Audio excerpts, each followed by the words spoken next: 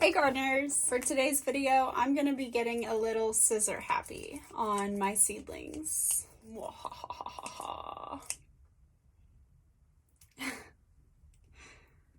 Just kidding, it's not going to be as bad as it sounds. As you know from my video about preparing soil and planting seeds, I plant multiple seeds in the same pot, just so that I could have a greater chance for successful germination in case some of the seeds aren't viable. And I didn't have 100% germination. I usually don't, even with the heat mats, but for the ones that I did, I have to go through and choose which plant is better and which plant I'm going to cut out. I also wanted to give an update on the spider mite issue that I noticed in the last video. So the next day after I filmed that video and sprayed my solution of neem oil and dish soap and water, I went in and checked on all the plants and I found a couple little more cobwebs. This time is on the bottom of the leaves, kind of where spider mites try to create a little web nest on the bottom of the leaves. I instinctively wiped that off really quick before I even thought to take a video of it. And then I sprayed a little bit more neem oil around the area and on the bottoms of the leaves this time. And ever since then, I haven't noticed an issue, so I feel like I was successful in containing that problem and killing the few spider mites that were trying to establish a home in my seedlings. So for the past week, I've been checking very carefully, monitoring everything, and it would appear that I was successful in that. I'm not finding any more new webs, so I think it was really good that I caught that problem early on, so I didn't have to deal with the kind of issues I was having last year with spider mites. Now I have to do the hard task of going in and cutting out the weaker links. I always feel really sad about doing this, but I just know that I'm choosing the better plant for the garden that's gonna be able to produce more for me. It's a stronger plant, so you'll see what I mean. Usually the choice is pretty easy, which one is doing better and which one's the weaker link. So, also for a little update, I got scissor happy with something else this past week, and I cut off my dreadlocks that I've had for many years, about seven years to be exact. They were back here. You can see the little hairs where I cut them, and I brushed out the dreads, but they were hanging down to my waist, and it was just getting to the point where they were too long to deal with. They were trying to dip in the toilet when I was sitting down to go to the bathroom, and I feel that I've outgrown these. So for the part that's not my favorite part, let's get started. So for my first tray, I will be choosing which ones to cut out of my Keystone giant bell peppers. So for this tray right here, we've got 2 peppers going. They both have multiple sets of true leaves. It's just looking at the leaves to determine which ones seem healthier. These are both kind of the same. I'm getting a little bit of leaf curl, but I think that's because I need to water them, not because they're sick. But as far as looking at stems, both stems seem about the same thickness. I'd say this one's a little bit further along in the process, so the unfortunate first snip.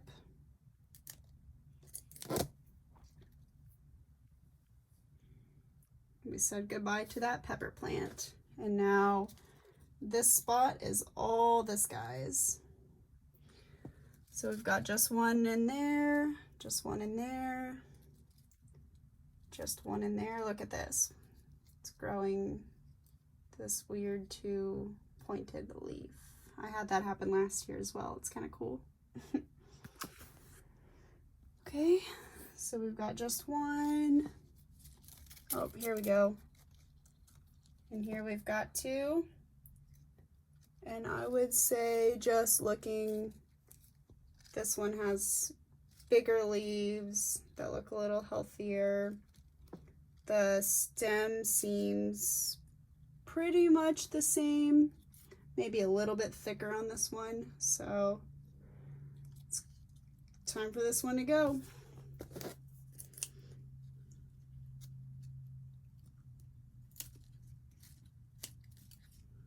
And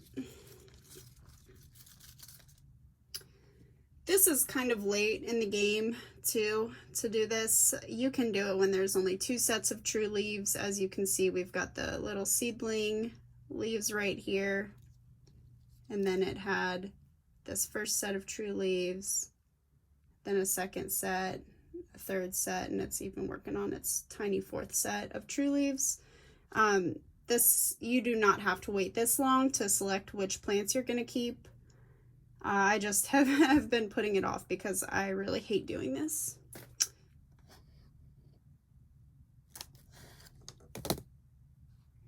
And the reason that I'm cutting these instead of just pulling them out of the soil is in case the root structure is already starting to tangle together in there. I don't want to disturb this plant's root structure.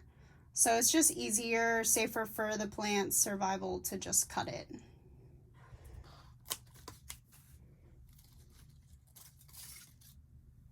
Saying goodbye to that guy. I also like to go through and give them little haircuts by cutting off their seedling leaves. They get this kind of like rough looking texture on them instead of the lines with the veins of the leaves. That's kind of the difference on how you can tell the seedling leaves. But I go through and I cut those off from down here lower.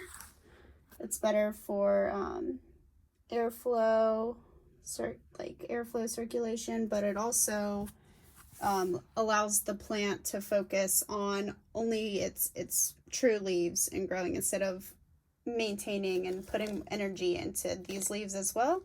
Now that these plants have multiple sets of true leaves, they don't need the seedling leaves anymore to survive. So I just go on and cut those off to just make sure that all of their energy is going into growing taller and growing stronger leaves. A little before shot. And here's an update.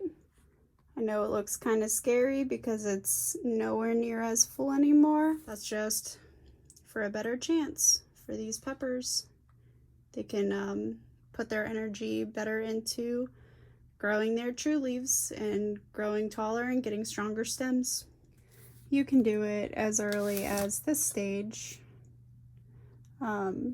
These are the Bonnie's Best that I planted in my soil preparation and seed starting video. Okay, so on this top shelf I've got 2 trays of pepper plants and then 1 tray of tomatoes.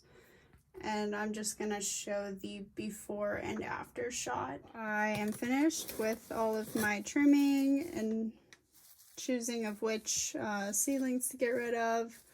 So I took off all of the seedling leaves. As you can see, this pretty big pile of green. So just to take a look at how clear everything looks, it's a lot less congested, a lot less dense. There's more room for airflow, and each plant has its own tray now.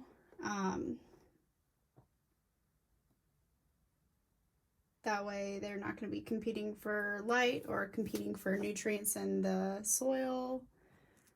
For some of the smaller ones, I left doubles just to wait until they're a little bit bigger to see which one's doing better. But we've got tomatoes.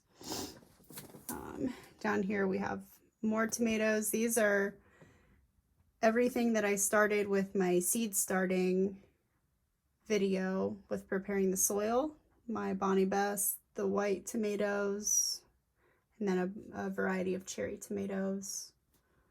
Over here we've got a bunch of peppers. I moved around some of the locations so these little guys weren't in the middle of everything getting blocked out from light, so they have some of their own space. You'll notice there's forks in some of them. It's for some of the plants that were starting to droop over to the side or grow sideways or lean on others. I want those to straighten out, so I'm using some forks to assist them in standing up straight.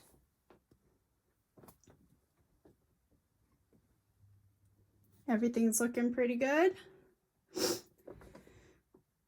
I added a little bit more soil into some of the pots where the soil was settling and it was kind of pretty low from the top of the surface. So everything's looking pretty good now.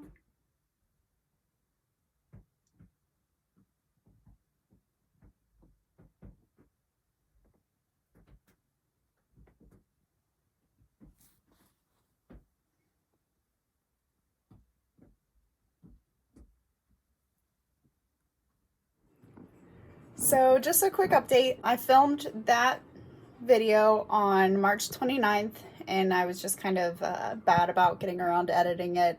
But today is April 3rd and I wanted to give an update on how all the plants are looking since trimming them and giving them a little bit more space to breathe. I came in to check on my plants and turn my grow lights on, and I noticed that my some of my tomato plants have these little white blistery, bumpy looking things on the stems, and a lot of their leaves are dying and drooping down and hanging off.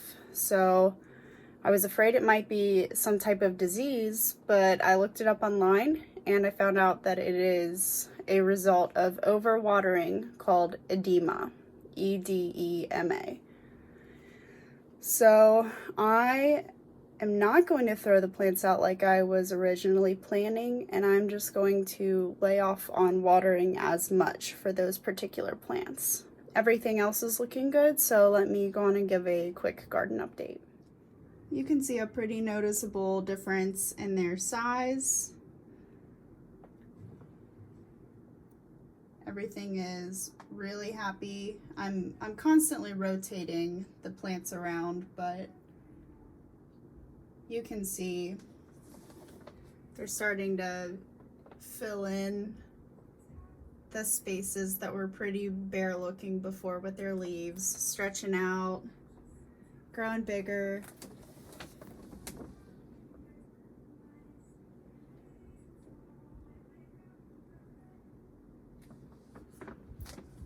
And a little update on the tomatoes.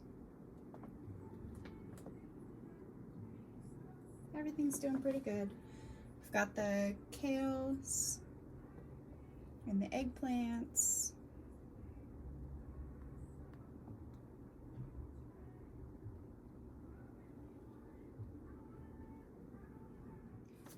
So these are the tomato plants of concern. When I zoom in kind of closely, you can see on the stems, it just looks so ugly. I feel really bad for these little guys. All these dead leaves that have fallen off, and just all of this bumpy looking gross blisters. That one back there is really bad. So I cannot water these for a while. I'm gonna go through and pick off all of the dead leaves and collect everything up and just try and get better air circulation in here. I open this this thing right here opens up, and I have my ceiling fan running, and I have the vent here, but I just need to try and get better air circulation in here. So I cleaned them up a little bit. I pulled off all the really unhealthy looking leaves. I left some of the ones that are still kind of bubbly and curly, but they seemed healthy enough to leave. I felt like it would do more damage pulling them off of the plants than not, so we're just gonna wait and see if I can help bring these plants to better health. Otherwise, I might go on and plant some backup seeds, get another tray started, just in case I can't help these guys pull through and get healthy again. So we'll see. I'll give another update at some point.